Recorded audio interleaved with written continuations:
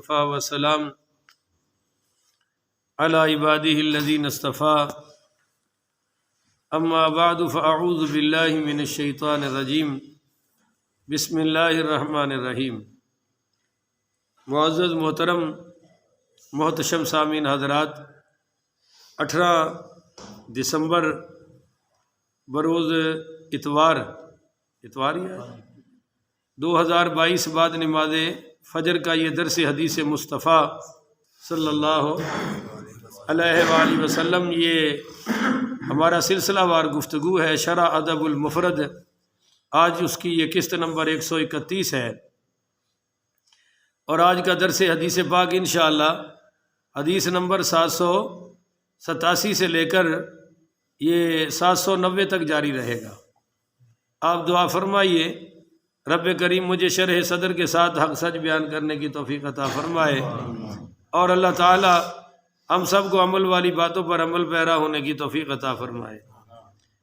حدثنا محمد بن سلام قال اخبرنا الفزاری و ابو معاویہ قال اخبرنا قنان بن عبد اللہ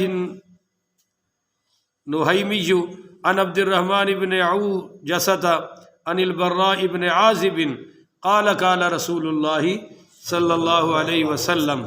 حضرت براء بن عازب رضی اللہ تعالیٰ عنہ سے روایت ہے کہ نبی پاک شاہ الاولاق صلی اللہ علیہ وآلہ وسلم نے فرمایا افش السلام، سلام کو عام کر دو۔ بولیے سلام کو عام کر دو۔ السلام علیکم 10 نیکیاں، 10 گناہ معاف، 10 درجے بلند، ورحمۃ اللہ 20 نیکیاں، 20 گناہ معاف، 20 درجے بلند، وبرکاتہ 30 نیکیاں، 30 گناہ معاف، 30 درجے بلند، ومغفرتہ اور اس پر 40 گناہ معاف، 40 نیکیاں لکھی گئیں، 40 درجے بلند ہو گئے۔ یہ مغفرتہ کے آگے اختلاف ہے، یہ مستند سلام ہے۔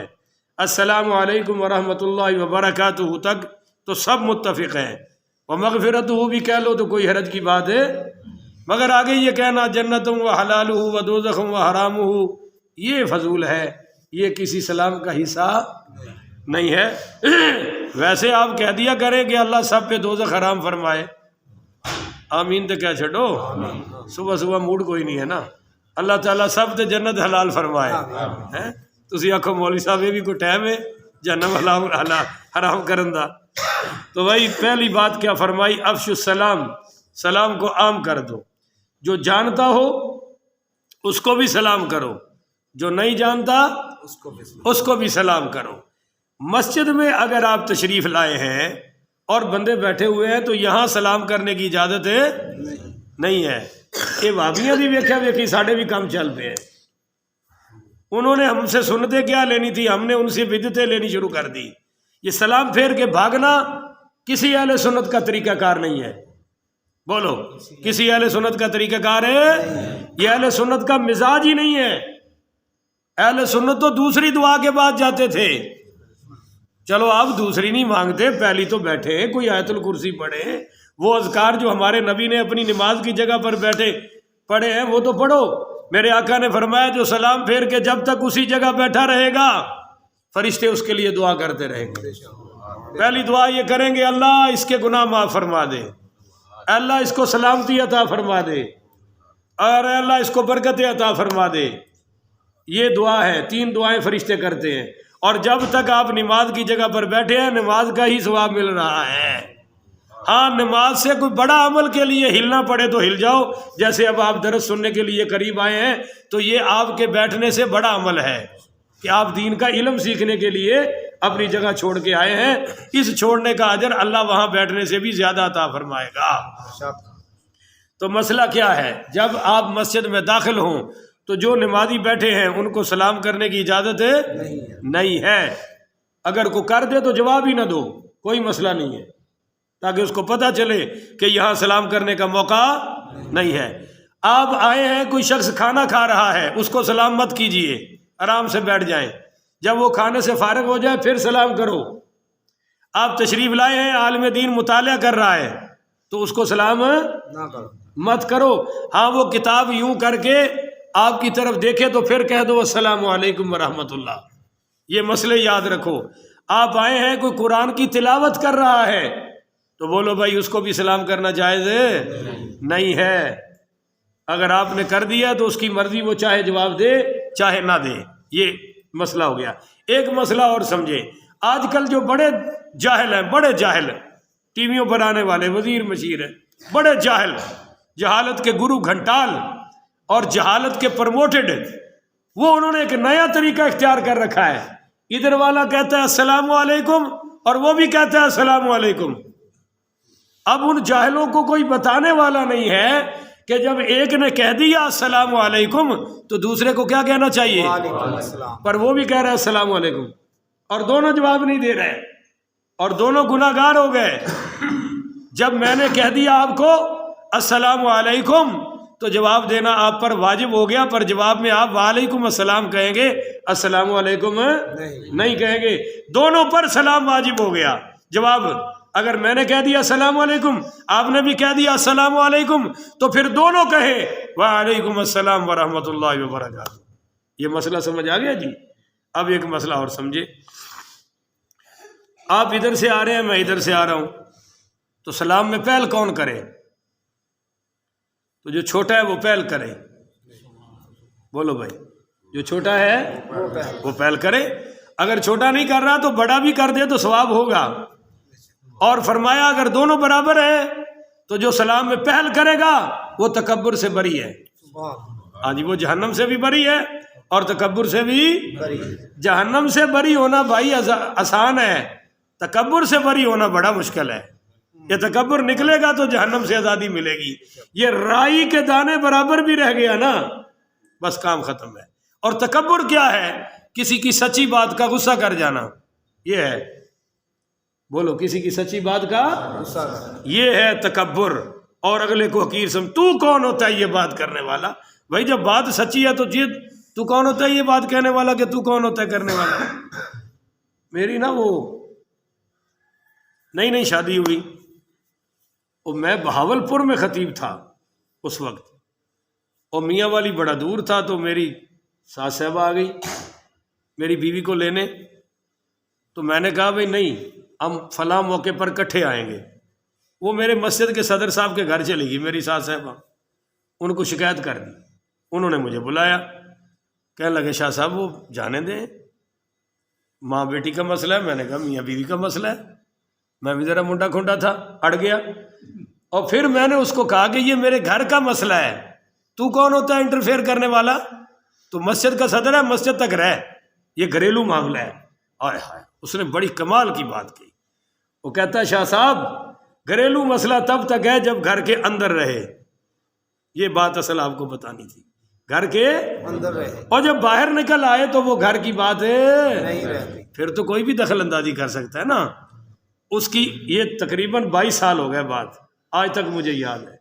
اور میں ہمیشہ یاد رکھوں گا کہ گھر کی بات کب تک گھر کی ہے, جب گھر کے اندر. اور جب نکل گئی تو پھر نکل گئی. پھر کائے کا غصہ, پھر کہنا تو کون ہوتا ہے بات کرنے والا, تو یہ تکبر ہے. اور میں نے محسوس کیا کہ میں نے یہ تکبر سے کہا ہے کہ تو کون ہوتا ہے بات کرنے والا. بات اس کی سچی تھی. بولو, بات اس کی سچی تھی. سچی بات کا غصہ کرنا اور یہ کہنا کہ تو ہوتا کون ہے بات کرنا, یہی تو تکبر ہے. اور اسی کے بارے میں میرے نبی نے فرمایا یہ تمہارے اندر رائی کے دانے کے برابر بھی ہوگا تو جہنم میں جاؤ گے. تو سلام میں پہل کرنا یہ عاجز ہونے کی نشانی ہے. عاجزی سے ایک مسئلہ یاد آیا. اگر تسی سیرا لانا چھڑ کے بولنا شروع کر دیو نا, دیو جی گلاں ہور نکل دیاں نہیں, پر تسی انج کر کے مینوں دبا چھڑ دیو, بول دے تے ہے نہیں ہو, بولو تو پھر اللہ تعالیٰ کوئی نہ کوئی چنگی گل اور یاد کروا دیتا ہے. اب ایک مسئلہ اور یاد رکھے عاجزی اور تکبر کا. یہاں عاجزی کرنے والے کیا کہتے ہیں؟ میں بڑا حقیر ہوں, میں بڑا فقیر ہوں, میں بڑا احقر ہوں. تو علماء نے لکھا ہے کہ یہ تو نہ کہے, لوگ کہیں. نہیں سمجھے, کہو نا سبحان اللہ. سبحان اللہ. پھر سے ہلا رہے ہو, زبان کو ہلاؤ بھائی, پھر کہو سبحان اللہ. یہ میں کہوں کہ میں بڑا عاجز ہوں, یہ کیا ہے جی؟ لوگ کہیں کہ یار یہ بندہ بڑا عاجز ہے, بندہ بڑا حقیر ہے.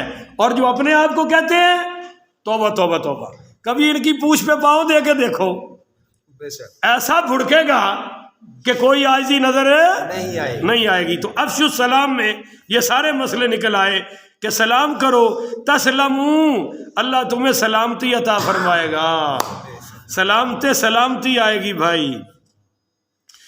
والاشرۃ شر، اور برائی تو بری چیز ہے، شر تو بری چیز ہے، شر مت پھیلاؤ۔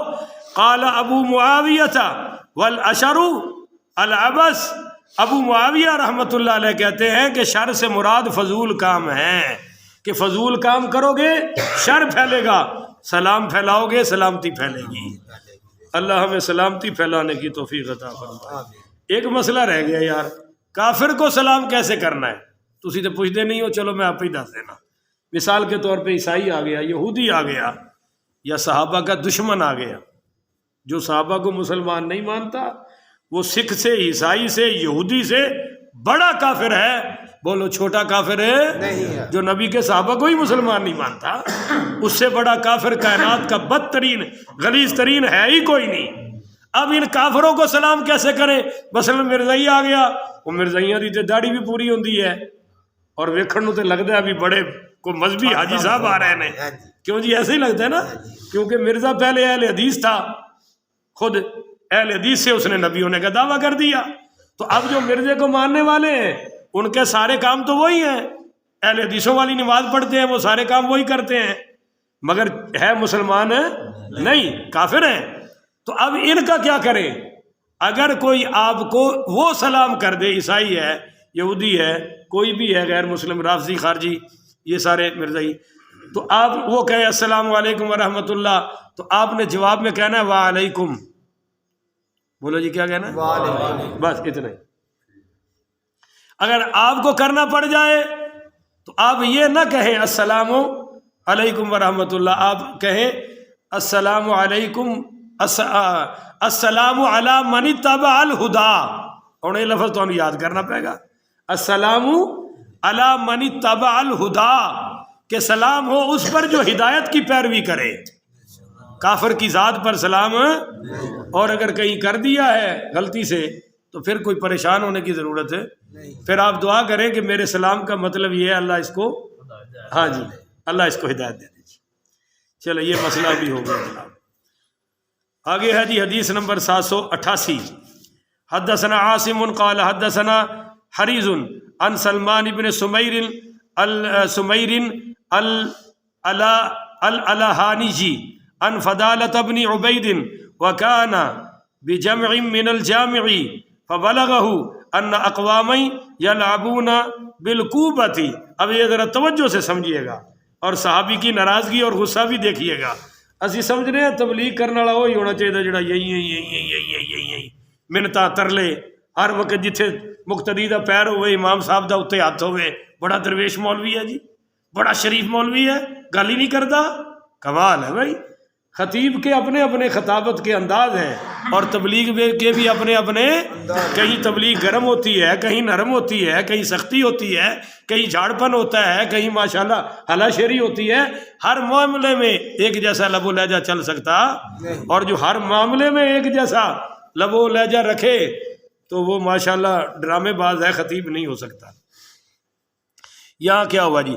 حضرت سلمان بن سمیر الالہانج حضرت فضیلہ بن عبید رضی اللہ تعالیٰ عنہ سے روایت کرتے ہیں کہ ایک محفل میں اکٹھے ہوئے تھے، یعنی فضیلہ حضرت یہ جو ہے فضالہ بن عبید بھی تھے، حضرت سلمان بن سمیر الالہانجی یہ بھی تھے۔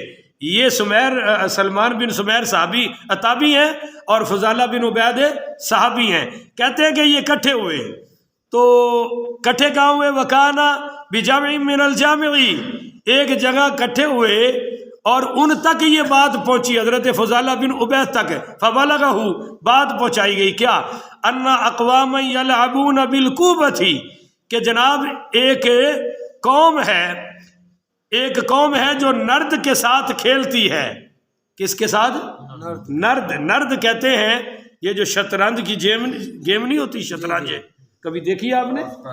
واہ واہ، سارے جو اکٹھے کر کے کھیلتے کھیلتے ہیں، یہ شطرنج کی کھیل ہے جس میں کوئی نہ کوئی شرط رکھی جائے، بولو کوئی نہ کوئی شرط رکھی جائے کہ میں جیتا تو یہ ہوگا، اگر تم ہارے تو یہ دو گے، یہ ہے وہ ہے. جاہل لوگ نہیں کر دیتے، پاکستان میچ جیت گیا تو تو روٹی کھلانا فلاں ہوٹل پہ، ہار گیا تو میں کھلاؤں گا. ایسی شرط کے ساتھ جوا کھیلنا، ایسی شرط کے ساتھ تاش کھیلنا، ایسی شرط کے ساتھ لوڈو کھیلنا، کوئی بھی کھیل ہے، کرکٹ کا میچ ہی کیوں نہ ہو، فٹ بال ہی کیوں نہ ہو، ایسی شرط کے ساتھ.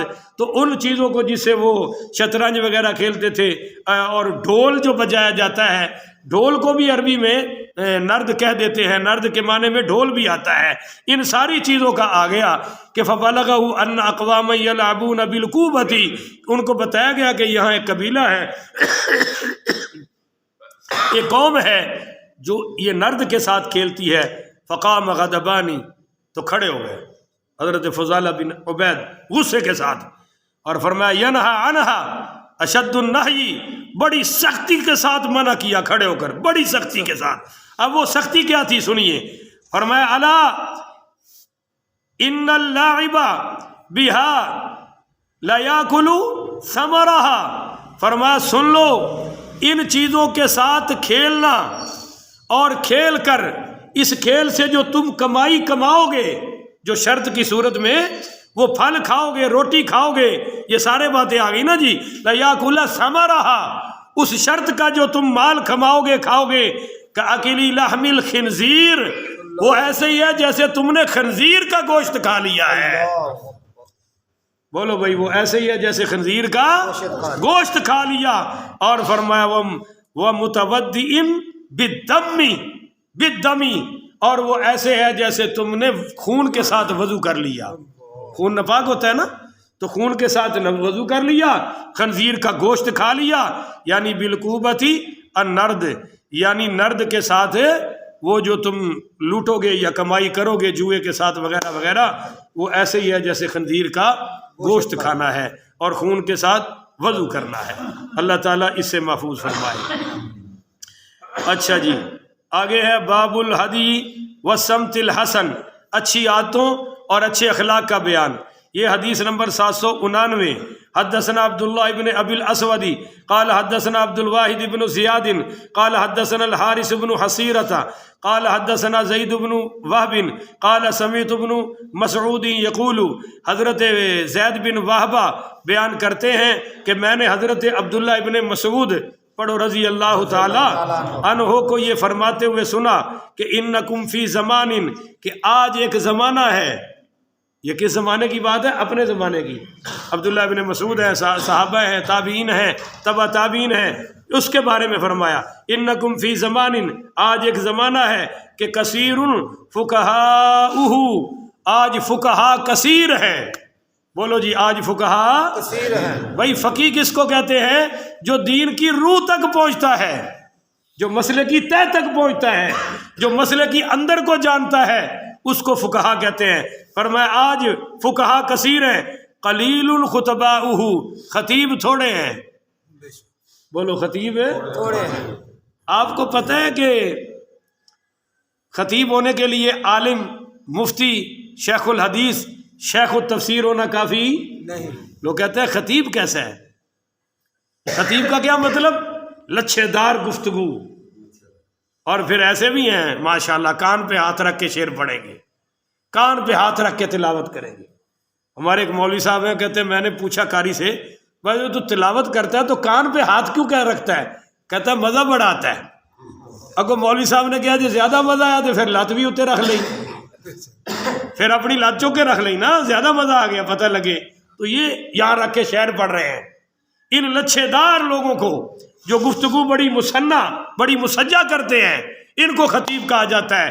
تو حضرت عبداللہ ابن مسعود نے فرمایا آج یہ زمانہ ہے کہ اصلی علماء بہت زیادہ ہیں اور قلیل خطباؤہ، خطیب تھوڑے ہیں، قلیل سؤالہ، اور سوال کرنے والے بھی تھوڑے ہیں.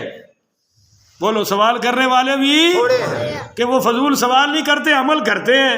اور فرمایا آگے سنیے، کثیر معتوہ العمل فیہ قائد للہوا. فرمایا یہ وہ زمانہ ہے کہ سوال کرنے والے کم ہیں اور عطا کرنے والے کثیر تعداد میں ہیں. اور اس زمانہ میں عمل خواہش کی رہنمائی کرتا ہے. عمل خواہش کی رہنمائی. مثلا خواہش پیدا ہوئی اتھے چلیے، عمل کہتا ہے کہ یہ کام ٹھیک ہے، نہیں. تو ہماری خواہشوں کا رہنما ہمارا عمل ہے. یہ زمانہ ہے صحابہ کا، تابعین کا. آگے فرمایا وَسَيَأْتِي مِن بَعْدِكُمْ زَمَانٌ، ہمارے بعد بھی ایک زمانہ تم پر آئے گا، اور ہم پر وہ آ گیا. بولو ہم پر ہے آج کا زمانہ. عبداللہ ابن مسعود فرما رہے آئے گا قلیل فقہاؤہ، جس میں فقہا کم ہوں گے، یعنی گہرے عالم کم ہوں گے، اور کثیر خطباؤہ، لچھے دار تقریروں والے زیادہ. بولو زیادہ ہوں گے. لچھے دار تقریریں، ایک مولوی صاحب تقریر کرتا ادھر جاتا ہے، وہاں سے بھاگ کے پھر ادھر بھی آتا ہے، اور مولوی صاحب تقریر کرتے ہوئے فوراً کھڑا ہو جاتا ہے، کبھی بیٹھ جاتا ہے، کبھی مکہ مارتا ہے، کبھی آگے سے ہاتھ مار کے سارے سپیکر ادھر اڑا دیتا ہے. پتہ چلے جی بڑا خطیب ہے، ناچ کود بھی کر رہا ہے اور ٹاکنگ بھی کر رہا ہے، واکنگ بھی کر رہا ہے، سب کچھ کر رہا ہے. تو فرمایا کثیر خطباؤہ، ایسے خطیب بہت ہوں گے، اور کثیر سوالہ، تو سوال کرنے والے کثرت سے ہوں گے. بولو جی سوال کرنے والے کثرت سے ہوں گے. اور ایسے ایسے فضول سوال کریں گے کہ بندہ حیران رہ جاتا ہے کہ یہ الو کا پٹھا کر کیا رہا ہے. حیران کن سوال. ایک بندہ آ گیا جی فرعون دے ابے دا نام دسو، ہاں جی، اور ایک بندہ میں کہندا موسیٰ علیہ السلام دی ماں دا نام دسو. میں کہا تو قرآن نے امے موسیٰ آکھیا ہے. کہندا تو کہدا مولوی ہے، تینوں دی ماں دا نام دا ہی نہیں پتا. میں کہا میں شناختی کارڈ بنا کے دے آیا، مجھے کہدا پتا. جب قرآن حدیث میں نہیں آیا تو ہمیں بھی ضرورت نہیں ہے. پر فضول سوال کریں گے جن کا دین و دنیا سے کوئی تعلق ہے. اچھے سوال کرنا تو اچھی. فرمایا قلیل معتوہ، ہاں فرمایا الہوا فیہ قائد للعمل. آپ نے فرمایا اس زمانے میں، جس زمانے میں سوال کرنے والے بہت زیادہ ہوں گے پر عطا کرنے والے کم ہوں گے. بولو جی عطا کرنے والے کم ہوں گے. رٹا رٹائے معاملے تو ہوں گے. عطا کا کیا مطلب ہے؟ خالص قرآن بیان کرنا کم ہوں گے، خالص درس حدیث دینا کم ہوں گے. جا کے دیکھو بڑی بڑی مسجدوں میں یہ کام نہیں ہو رہا. اور آگے علماء کہتے ہیں جی لوگ بیٹھتے نہیں. میں کیا نہ بیٹھ، اللہ دے ہے نا، ہوکا لاؤ. پھیری والے تو کم کی ہے ہوکا لانا، کوئی لوے نہ لوے، اگلے دی مرضی ہے. ساڈا کام ہے صبح شام لوگوں کو رب دا قرآن و حدیث سنانا، نبی دا فرمان سنانا، اللہ دا قرآن سنانا. بہرحال عطا کرنے والے کم ہوں گے. الہوا فیہ قائد للعمل، عملوں کی پیروی ہوگی اور خواہشوں کا راج ہوگا. عمل پیچھے پیچھے اور خواہشیں آگے آگے. ان الحسن الہدی فی آخر الزمان خیر من بعد العمل. تو آپ نے فرمایا جان لو بھائی، اچھی عادت آخر زمانے میں بعد اعمال سے بہتر ہوگی. اچھی عادت ہے، بولو اچھی عادت، مثلا میٹھا بولنا، اخلاق سے بولنا، مہمان نوازی کرنا، لوگوں کی خبر گیری کرنا، یہ ہماری ان نیکیوں سے بھی اعلیٰ ہے آخری زمانے میں. اللہ ہمیں اس میں شامل فرمائے. آج کے درس کی آخری حدیث 790. حدثنا محمد بن سلام قال اخبرنا خالد بن عبد الله عن الجريري عن ابي الطفيل قال قلت له رايت النبي صلى الله عليه وسلم قال نعم. حضرت جریری رحمۃ اللہ علیہ حضرت ابو الطفیل رضی اللہ تعالیٰ عنہ سے روایت کرتے ہیں، انہوں نے کہا کہ حضرت ابو الطفیل سے میں نے کہا کہ کیا آپ نے حضور کی زیارت کی ہے؟ سبحان اللہ. اب صحابی نے تو کی ہے نا، تو یہ کیوں پوچھ رہے ہیں کہ کیا آپ نے کی ہے؟ یعنی مجھے حضور کے بارے میں کچھ بتائیں. بے شک بولے حضور کے بارے میں بتائیں.